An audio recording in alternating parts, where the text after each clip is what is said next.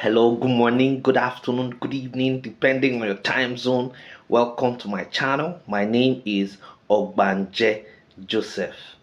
Please subscribe to this channel, share, like, as well as drop a comment on the comment section. So today, our lecture today is titled, agricultural development plans. Agricultural development plans in Nigeria.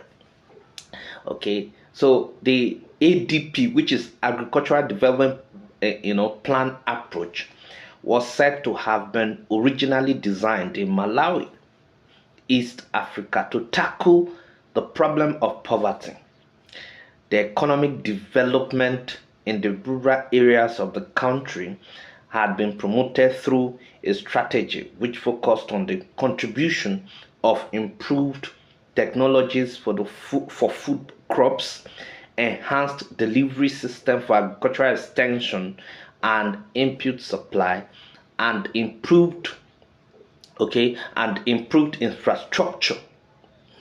A well-designed organizational structure with professional staff hired intentionally was employed to implement this concept.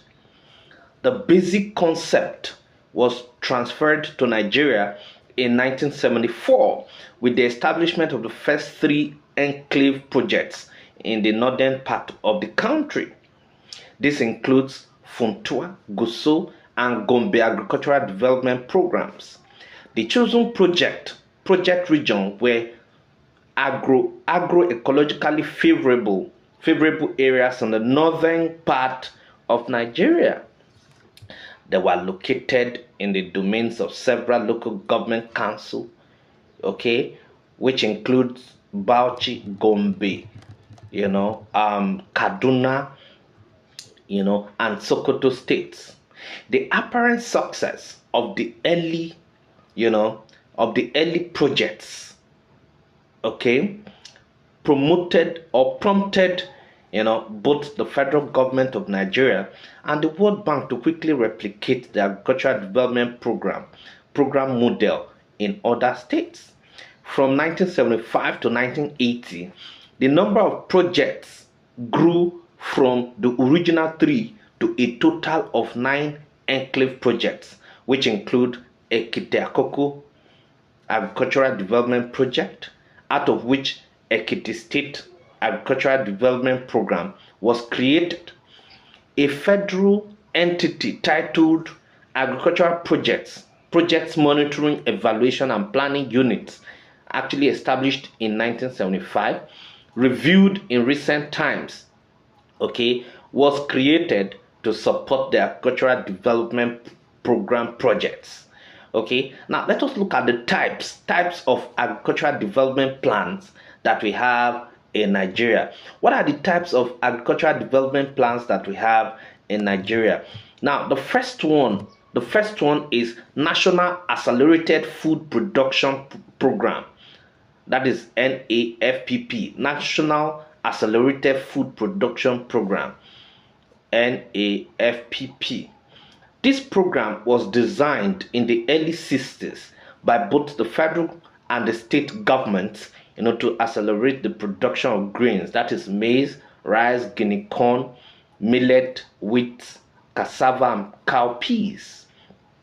It was the opinion of the initiators of this program that target crops for accelerated production are major staple foods of Nigerians, and if produced in abundance, hunger and related food crisis will be put in check. This was achieved through the introduction of high-yielding varieties, use of appropriate fertilizers, agrochemicals, good storage and processing facilities, provision of credit, as well as marketing outlets. In addition, several research institutes were mandated to develop improved crop varieties and were made popular through extension agents and the use of mass media. Now, the second type of agricultural development planning that we are going to be looking at is Operation Feed the Nation, that is OFN. In 1976, Operation Feed the Nation was launched, to address the problem of rising food crisis, rural-urban migration, and escalating food import bills. The OFM program attempted to mobilize the general public to participate actively in agricultural production and ensure self-sufficiency in food production. The program stimulated Nigerians to farming through the strategy used. Some of these strategies included subsidized production inputs, increased bank credit to farmers, establishment of commodity boards, and fixing of attractive prices for agricultural products. The third one is Green Revolution Program, that is GR. The Green Revolution Program replaced the Operation Feed the Nation of the federal military government by the civilian government in 1979. This was an attempt to bring about radical changes in Nigerian agricultural production and eliminate inherited food problems of successive governments. Large, medium, and small-scale farmers received a number of incentives, to boost their production level during the implementation of the program.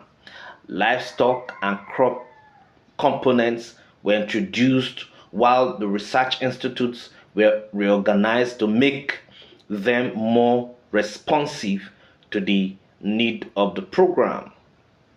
The next one we're going to be looking at is River Basin Authority, that is RBDA, River Basin Development Authority. Now, the existing abundant water resources in the country and its potential for increasing agricultural production prompted, the establishment of Rural Basin Development Authority, RBDA. The scheme became necessary because of the persistent short rainy seasons in many parts of the country, which has continued, to restrict cultivation to single cropping pattern the year round. However, the establishment of various, large-scale irrigation facilities, the country witnessed unprecedented multiple cropping patterns. In addition, larger areas were put into cultivation, while livestock and fisheries production were intensified. Available statistics from 8 river basin development authorities showed that there was an increase in the tempo of activities in 1998, when the total land area developed by the authorities rose from 30.3 thousand hectares in 1994 to 47.7 thousand hectares in 1998.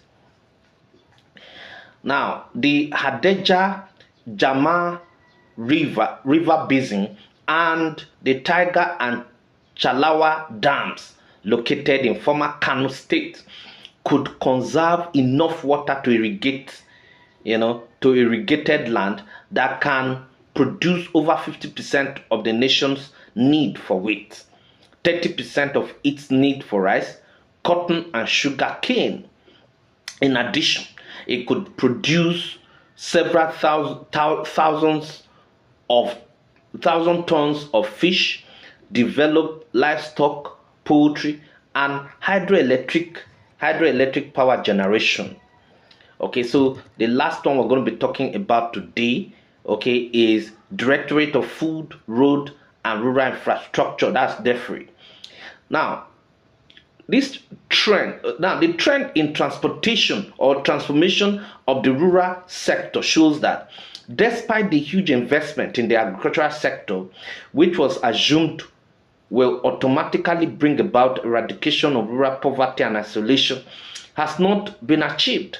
This is partly due to the deplorable conditions of rural areas, enormous size and dwindling economic resources, to address the problem of rural underdevelopment in Nigeria.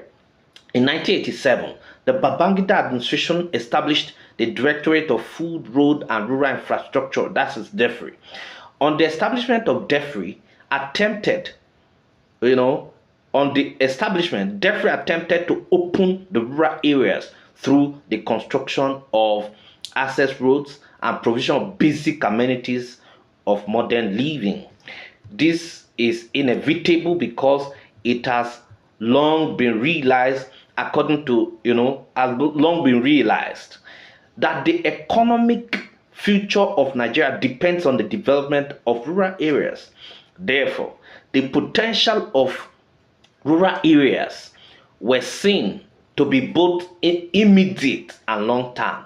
The idea of opening up of rural areas, the feeder roads, and integrating it with other parts of the country provide basis, for food that could be evacuated to enhance the quality of food and raw materials. So these are some of the agricultural programs that Nigeria has actually experienced, okay, right from the independence era, till date. Thank you very much.